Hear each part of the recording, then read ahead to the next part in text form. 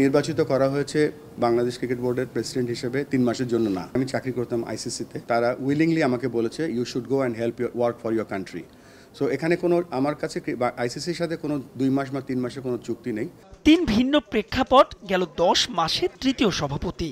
সবচাইতে সংক্ষিপ্ত কিনা কিংবা মেয়াদ শেষে ভাবনা কি, সে বিতর্কে আপাতত রহস্য। এটা তো ভবিষ্যৎ বলে দেবে।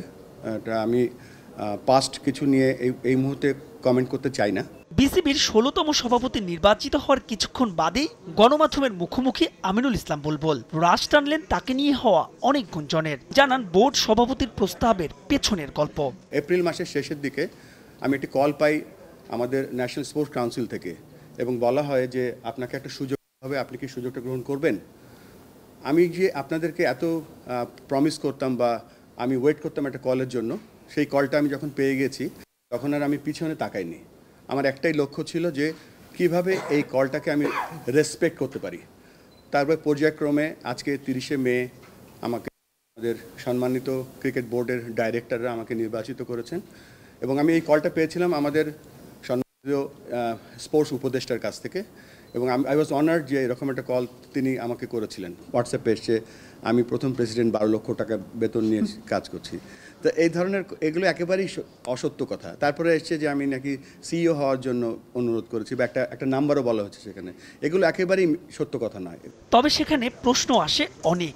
একজন ছাড়া এই পরিচালকদের সবাই পাপন আর ফারুক আহমেদের বোর্ডের সদস্য, যাদের আবার অনেককে নিয়ে আছে বিস্তর সমালোচনা। সেই তাদেরকে নিয়ে কি করে সফল হবেন বুলবুল?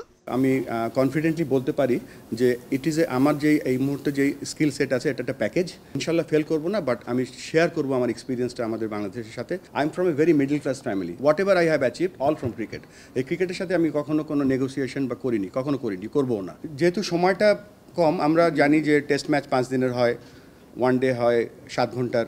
তা আমি একটা কুইক T20 ইনিংস খেলতে এসেছি এখানে। সো একটা ভালো T20 ইনিংস খেলবো, যে ইনিংসটা আপনারা সকলে মনে রাখবেন।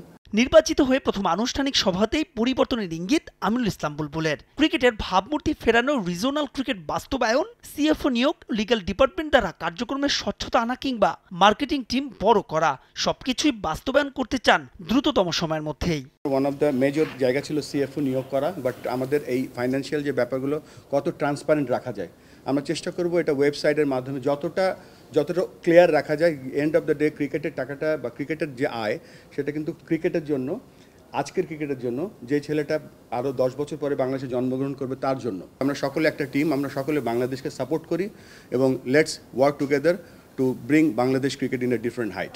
নতুন সভাপতি প্রায় মিনিট 40-এর সংবাদ সম্মেলনে যতটা প্রত্যাশার ফুল ছুরি আওড়ালেন, তার চাইতে বেশি স্বপ্ন দেখালেন। নিজের প্রথম সংবাদ সম্মেলনে অনেকটা একই কথা বলেছিলেন ফারুক আহমেদও। তার পথে কি হাঁটবেন বুলবুল, নাকি গড়বেন দৃষ্টান্ত? আপাতত সেই উত্তর সময়ের হাতে তোলা। আপনি সবথেকে গরিব প্রেসিডেন্ট, যতগুলো প্রেসিডেন্ট বাংলাদেশে এসছে। আমার এই মুহূর্তে আমার কাছে কিছু নেই, আমি ওইভাবে কিছু করিও না। মাহবুব লিমন, সময় সংবাদ, ঢাকা।